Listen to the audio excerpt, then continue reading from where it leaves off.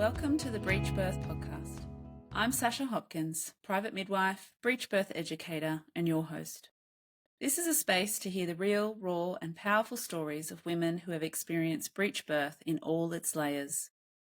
Each episode features honest conversations with women who've experienced breech firsthand, offering insight and reflection. This podcast was born from the knowing that these stories need to be heard, to inform, connect, and reclaim the story of breech birth.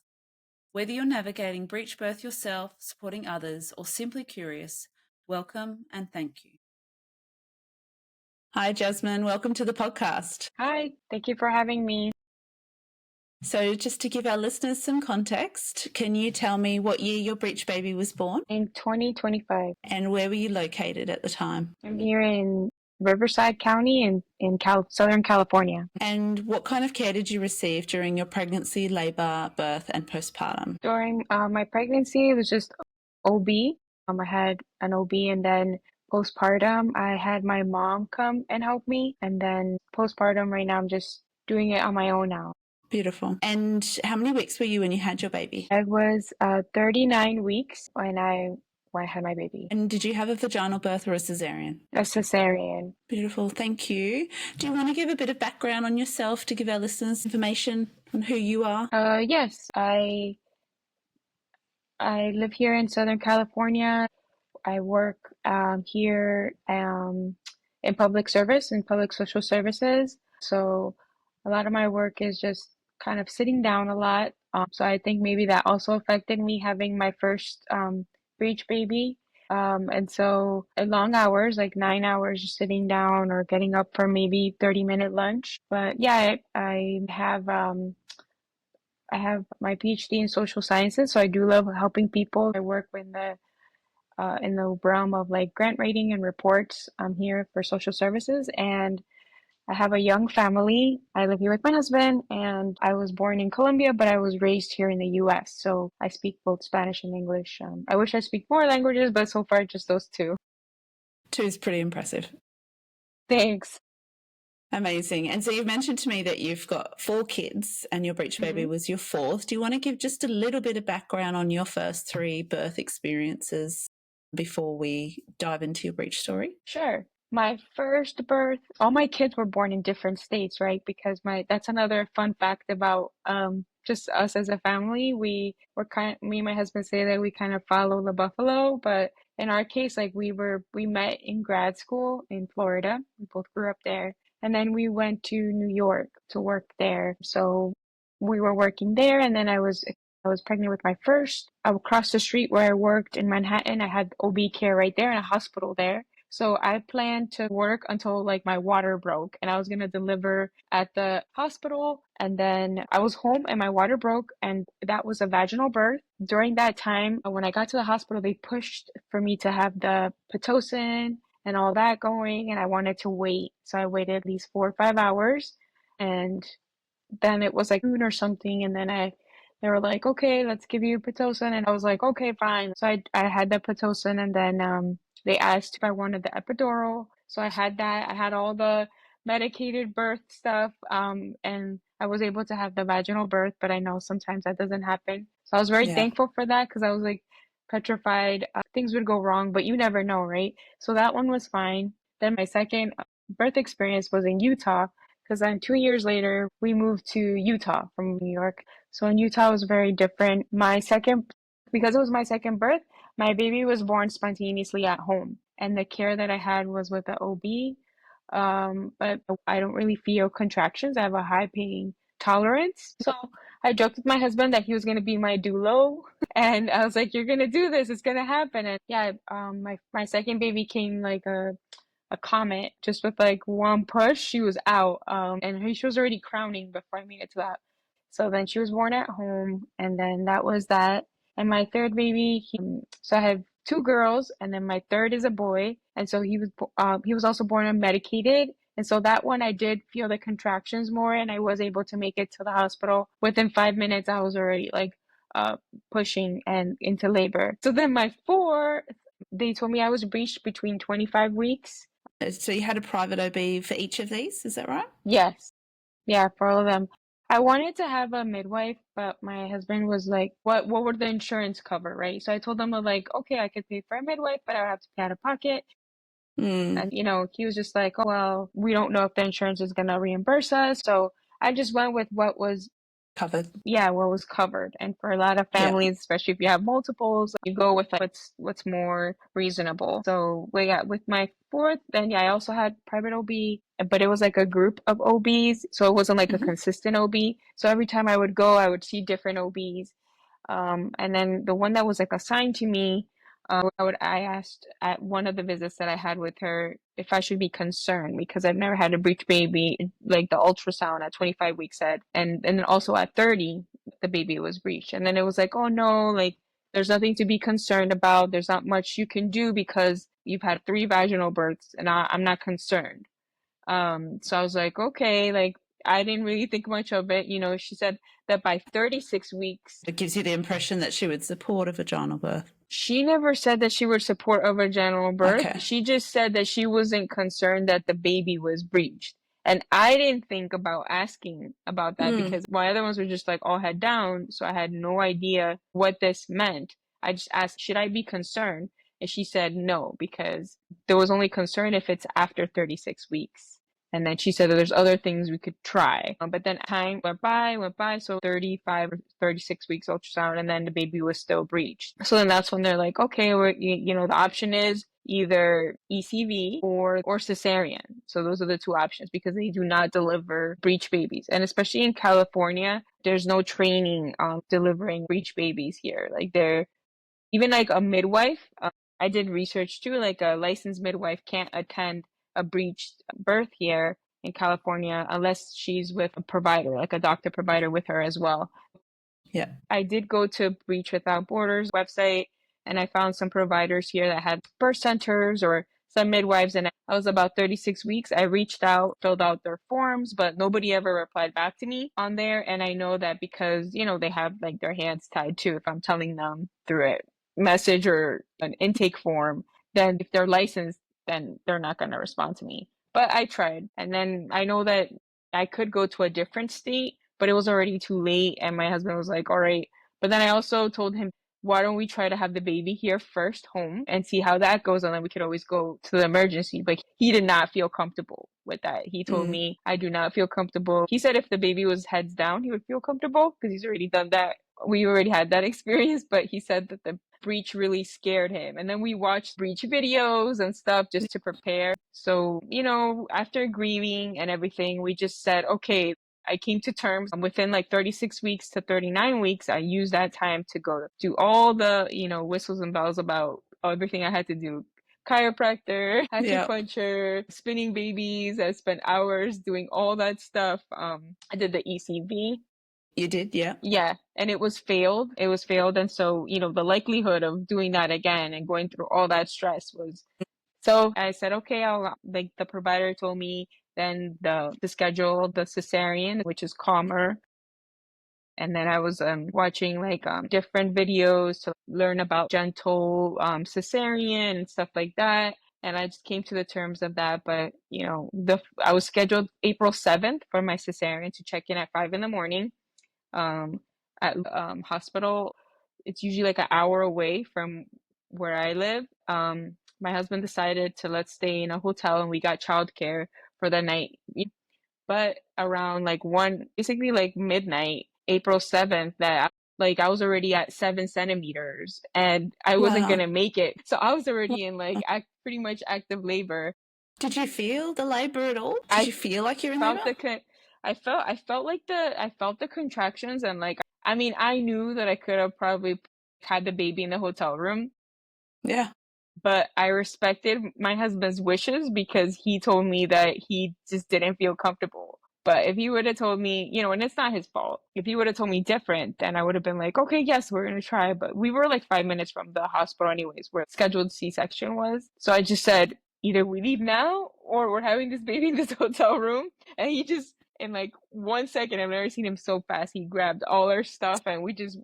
Did you do your own cervical check? No, I just know when I go into labor, But I knew that the baby was gonna come out because I felt down there, right? But obviously I'm not a professional, but you have that maternal instinct where you're connected with your body. So for me, I was like, this baby's coming out now. Yeah, we rushed to the hospital and I'm walking now. We found the wheelchair. I sat there because I'm like, if I'm not sitting down, gravity is gonna happen. So I Yeah. was sitting down and I went there and, like checked in. I told them that this was happening. And then they had a nurse check me. She was like, oh, you'll be fine. Just sit down. I'm like, nope, I'm gonna go now. So then she went to get the doctor. The doctor also checked to make sure that the baby was still breeched, because I was in active labor. So then they Yeah. asked me for consent to do the cesarean. Mm. And then I just, I already had grieved about it, and I didn't want to say yes, but obviously they weren't going to support me to have a vaginal breech, and they weren't trained in it either, those providers. So that experience wasn't going to be supported. So, and I just said yes. I signed the form, and then everything was really quick. Like, it happened within an hour. And you were awake for it? Yes, I was awake. Yeah, they did the gentle cesarean approach. I asked if I could see through there, and they didn't want to show me everything because then I guess people pass out Mm. when they see the surgery. But when the baby did come out, they like dropped it, and then I was able to see the baby, and they took the baby really quick to get checked, and then brought the baby right back to me as they were sewing me back up and all that. I just remembered, you kind of just feel like your hands are out. You're always freezing, right? Because you're in shock. Your Mm-hmm. body's freezing too after you give birth. But being in an operating room, you're even more cold. So everything was just shaking, and they had to put blankets on my head. Yeah, I was just covered and everything because the shaking, they told me not to move, but my hands and everything was like just moving this part of my body that I could. But it happened fairly quick. And it took me a while to just process it all. But, at times I would be upset. I was like, oh, I couldn't have like a vaginal breech birth and I wasn't supported. And then I just Yeah. came to terms with like the baby's fine and I'm fine. And yes, I have this scar, but it'll go away or whatever. I just take care of it and take care of myself. And the recovery, like my mom was here. So my mom was kind of like my postpartum doula. She was doing the laundry for Yeah. me. She was taking care of the baby. She was cooking for me. She was basically caring for me for those 3 weeks. You definitely need somebody at least for 3 weeks to be your. And then I have an au pair, so that's another blessing that I had an au Yeah. pair that helped me with my other 3 kids.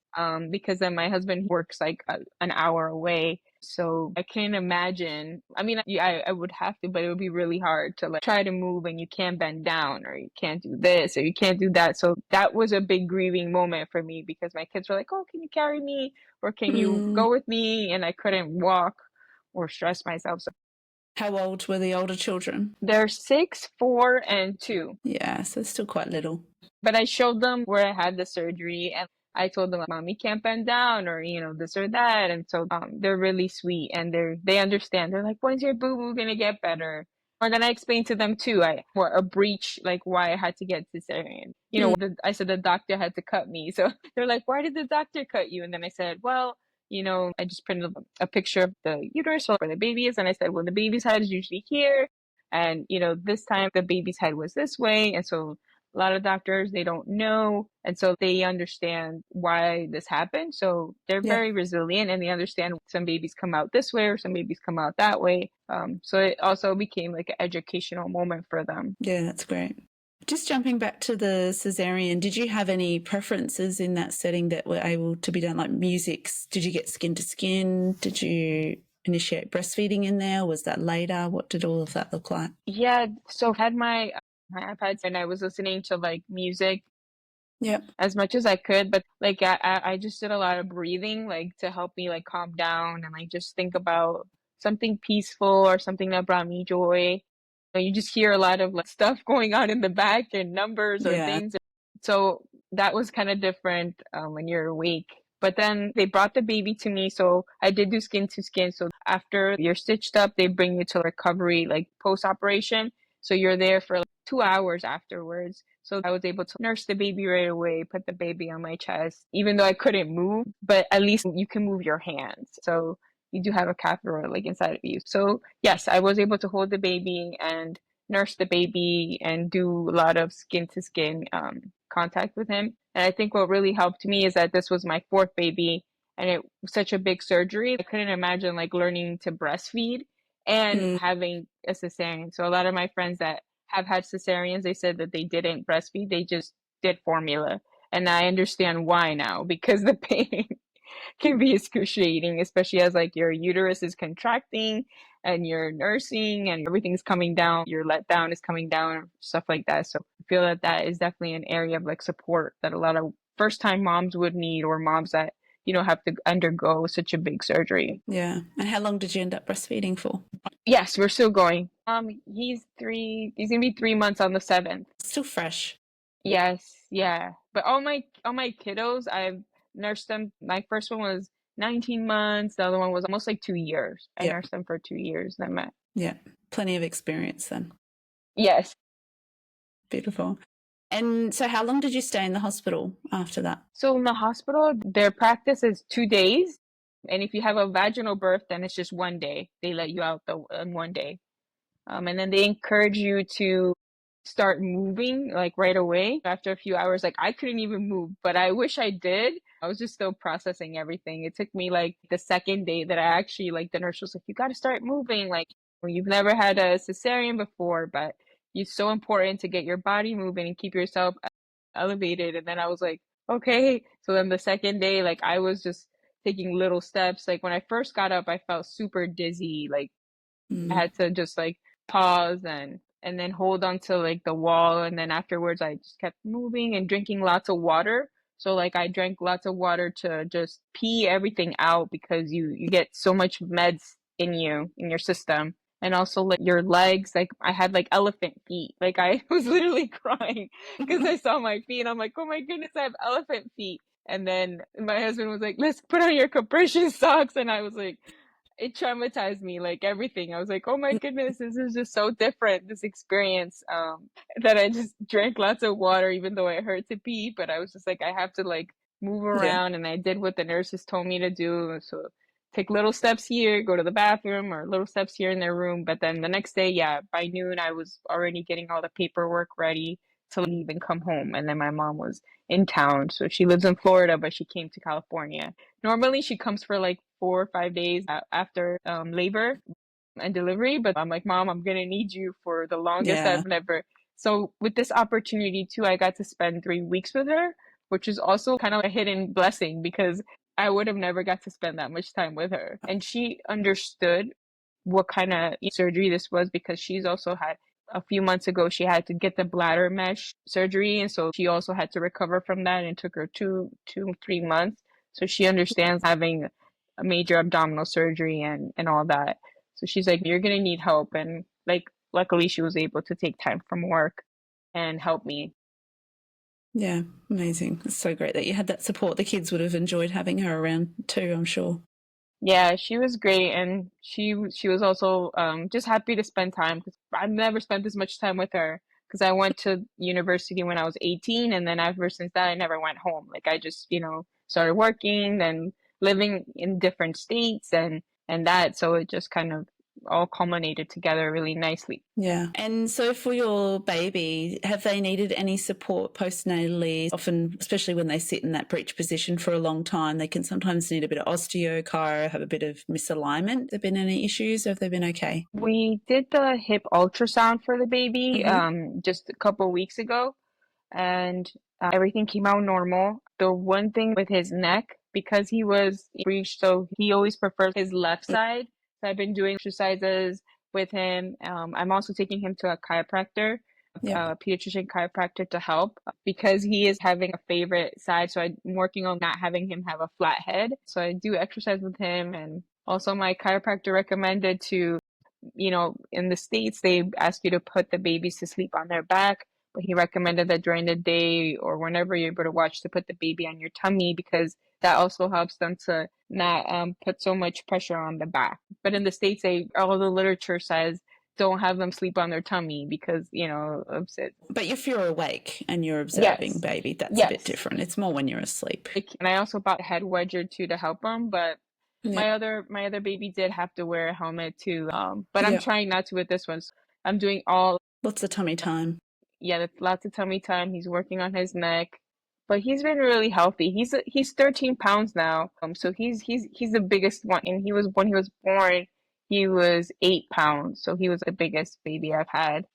And with that tightness in his neck, did that affect him with latching on the breast at all? Did you have to do particular holds? I've been doing a lot of the football holds with him, and I also put him on my chest to help him, like as he nurses, to do tummy time too. So that's been helping him too, and turning him away from the other side and working with him on some techniques that the chiropractor told me would help. Yeah, fantastic. Knowing what you know now and having had the experience that you've had, if you got pregnant again, had another breech baby, would you do anything differently or would you do it the same? Well, now I feel so much informed than I did before. If I'm like in my 30 weeks or 25 weeks and I find out that if I was having a breech baby, I would probably talk to like a provider outside, probably like a midwife that would support that outside of California, and maybe try to get on like her calendar to see Yeah. if I could be seen by her. It would have to be out of state though, like Nevada or Arizona, or Washington State, or maybe even Oregon, like kind of, if you get on an airplane, you're like an hour away. I did find a breech provider, but it was after the baby was born because it was like crunch time. If I did know anybody here, like within my network, I would be like, oh, you could go to this state, and at least that midwife would support a breech vaginal birth. And so you just have to make accommodations if that's something that you're willing to do, and like fly out there before your due date, spend some time there, maybe get an Airbnb and stay there. And it's a lot of logistics. So I would say for somebody that has like a young family, you need to start mapping that out way in advance, because you're going to need childcare, or unless you take the whole family with you, you could work from home, or I don't know. Yeah, turn it into a vacation. But if you're here in California, and unless you do a home birth by yourself, but if there is any complications, it's kind of, you have to make sure that you have the support. But yeah, it's pretty limited here in California. And that's one of the things that's like a lost art, to have the vaginal breech births. And I do wish that they give you the option, for you to choose a vaginal breech birth, and maybe they would look at outsourcing a provider that is trained in that, and maybe have like the patient fill out, okay, I am responsible for whatever. But a lot of hospitals, they won't do that because, litigation and stuff like that. So it's just turned into what's safest and most convenient. That's what the reality is, and what we're hearing nationally and worldwide. Yeah, it's very unfortunate. Did you feel empowered with how you birthed? Yes and no. I would say yes and no, somewhat. I felt that I could say that I've tried everything that I could within my access to what I have here in this state in California. But empowered, like yes and no, because I also felt that maybe I could have planned more, and maybe I wasn't really much educated in it. I just felt like, okay, the provider told me that I shouldn't stress, that I have 36 weeks until the baby can flip. And then after 36 weeks, there's still time. So it's like, but at the end of the day, I guess I say somewhat, but then I also say yes, because the babies are going to decide to come how they want to come into this world. So we can plan that we're going to have this birth plan, and that's going to be a different story for many mothers. So we just have to take every experience as a learning experience, and learn that every birth and every child experience is different. Yeah. Beautifully answered. Do you have any recommendations of resources or anything for anyone listening that has a breech baby on board, particularly for your area? I would say just the Breech Without Borders, and the coalition, like the Facebook coalition for breech. This is really good resource, because there's people from all over the world, like you, Sasha. Yeah, I'm in there. Yeah, so and that's how we found each other. So I think we have, the online community, which has so much resources. And if you do have a breech baby, maybe this will be your first breech or your second breech, but you can plan now. You can find a provider that here in California, they won't support breech, but if you can work with a provider in a different state and kind of get that going, at least you know already that you have a breech history. Or if you're new to it, like start, within like the 25 weeks, even though they tell you not to worry, but just mentally prepare yourself and start thinking about option B, option A, or option C, or even option D, because you don't know And then that way you can make your most informed and also look at your family's finances and see what that traveling would look like or those fees or what could be covered. That would be very important as well. Yeah, perfect. And just to finish off, any words of wisdom or advice that you would like to give to anyone with a breech baby on board? I read somewhere that it was one of the quotes that I read, but it said that like that breech babies, they really enjoy hearing their mom's heart. That's why they never leave. So that just means that your baby's fine. Your baby's comfortable and they just love listening to your heart. So they're going to have a special connection with you always because your heart is their safe place. And that's what, that's why they decided to stay there for whatever reason. Beautiful. Love that. Thank you so much for sharing your story. It's been beautiful to connect and listen. Thank you, Sasha. I really appreciate it. And hopefully this can be a resource for anybody here on the Pacific side here in America. Thank you for listening to the Breech Birth podcast. These stories matter. They stretch what we think we know and bring voice to experiences that need to be heard. I'm so grateful to the women who have shared their experiences with us, raw, real, and full of wisdom. If this episode resonated with you, please follow, share, or leave a review.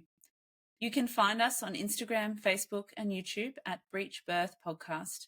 And if you have a breech story to share, I'd love to hear from you. Until next time, may we continue to reclaim the narrative, one story at a time.